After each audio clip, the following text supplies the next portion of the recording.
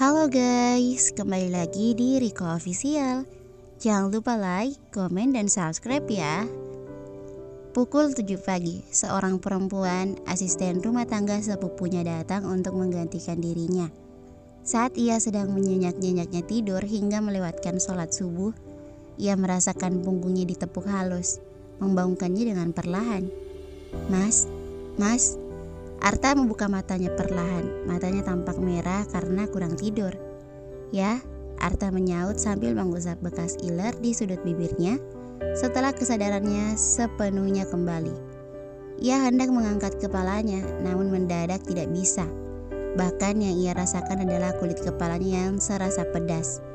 Rupanya tangan Anya yang tadinya memegang tangan Arta, kini telah beralih menjambak rambut keribonya dengan erat.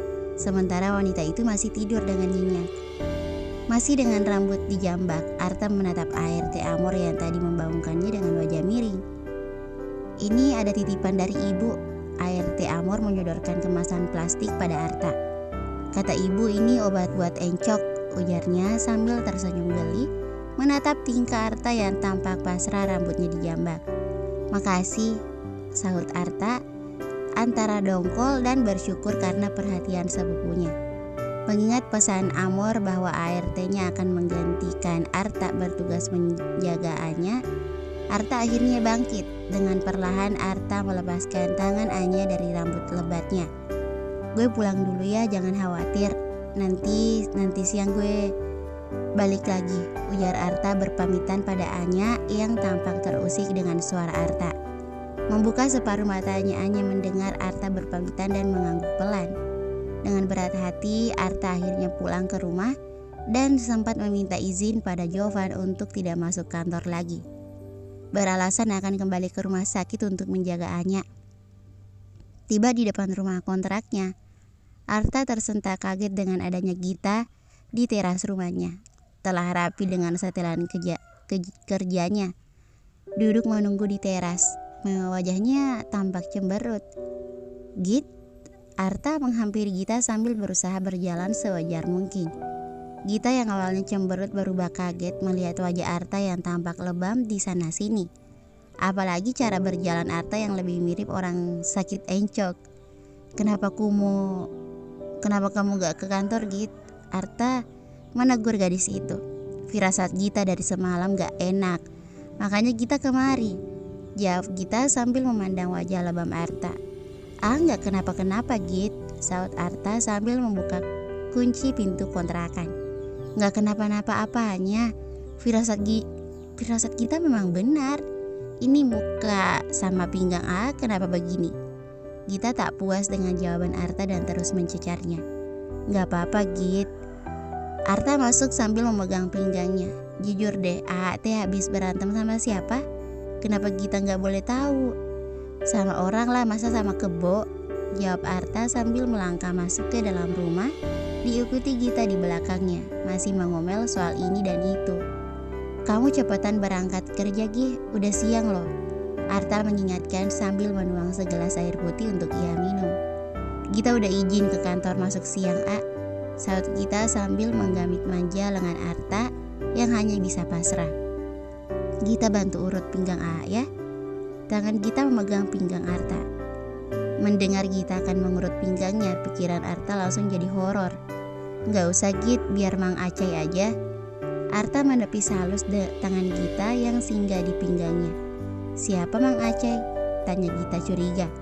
Tukang urut, jawab Arta sambil beralih menuju kulkas di dapur, hendak mencari makanan dan Gita terus menempel padanya seperti kutu. Kamu sampai kapan mau nempel kayak kutu gini? Arta bertanya dengan jengah. Bau loh, belum mandi.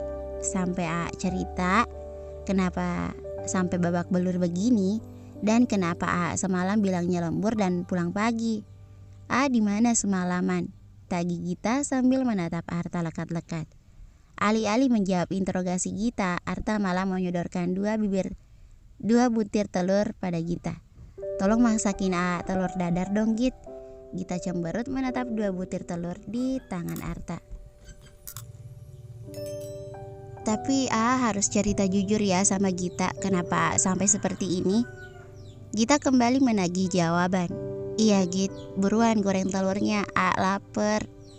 Gita menurut dengan terpaksa permintaan Arta. Sembari menunggu telur dadarnya matang, Arta duduk di kursi.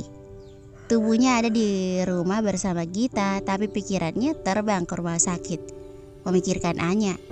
Sembari menemani Arta sarapan, Gita kembali menodong Arta dengan pertanyaan yang sama, yang begitu berat dijawab oleh Arta. Menatap Gita yang tampak serius menunggunya, Arta akhirnya ingin memberi jawaban, meski bukan jawaban yang sebenarnya. Habis nyelamatin teman yang mau dikeroyok preman Git, Arta mulai mengarang cerita. Terus akibatnya aja di babak belur begini. Gita menyentuh lebam di tulang pipi Arta. Iya dong, kan belain teman. Arta menepuk dadanya dengan bangga. Tapi konyol. Tanpa Arta duga, Gita memberi reaksi keras.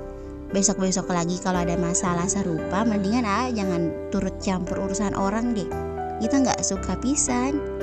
Arta terpana melihat reaksi keras Gita. Padahal ia hanya berbohong, tapi reaksinya begini keras. Apalagi jika ia bercerita sejujurnya tentang ia yang mati-matian membela dan menyelamatkan Anya dari tangan suami juriknya. Bisa-bisa Gita akan bereaksi lebih keras dari ini. Nggak bisa gitu Git, kalau ada teman kesusahan, mana pantas berpangku tangan setelah melihatnya, ujar Arta. Apalagi yang mengalami kesusahan ini Anya, sahabat yang juga masih ia cintai. Iya, Gita tahu menolong itu baik, tapi kalau sampai mengantarkan nyawa, misalnya kan jadi nggak baik. Paling nggak pikir 1000 kali dulu sebelum bertindak atau lapor polisi dulu Kalau gitu mah kelamaan Git. Arta mendengus tak setuju sambil mengunyah sarapannya. Keburu tamat riwayat teman tambah Arta. Pokoknya Gita tetap gak suka. Harus janji sama Gita. Besok gak boleh sekonyol itu. Gita bersikukuh. Arta yang tidak ingin memperpanjang perdebatan memilih diam dan menghabiskan seluruh sarapannya. Lebih baik mengalah karena berdebat dengan Gita lebih banyak ruginya ketimbang untungnya. Sudah untung kali ini Gita tidak melayangkan capitan kepitingnya di pinggang Arta. Mungkin karena kondisi Arta yang sedang babak belur. Ngomong-ngomong, kamu gak berangkat aja ke kantor sekarang? Gak apa-apa ditinggal, Arta mengingatkan Gita lagi. Iya bentar lagi, saut Gita sambil mengaduk-aduk laci lemari, mencari obat-obatan yang bisa ia pakai untuk Arta. Kebetulan ia menemukan salep obat serbaguna yang bisa digunakan untuk aneka luka luarnya. Gita akan berangkat setelah ini. Gita menggandeng tangan Arta dan menyuruhnya duduk di sofa. Berhadapan sangat dekat dengannya, membubuhkan salep ke setiap luka dan memar di wajah Arta dengan telaten. Arta memilih pasrah dengan perlakuannya. Saat ini memang inilah yang ia butuhkan, seseorang yang mengobati wajahnya. Aduh, pelan-pelan atuh Gita. Arta memprotes tangan Gita yang menekan luka memar di pipinya sembari mengolesi dengan salep.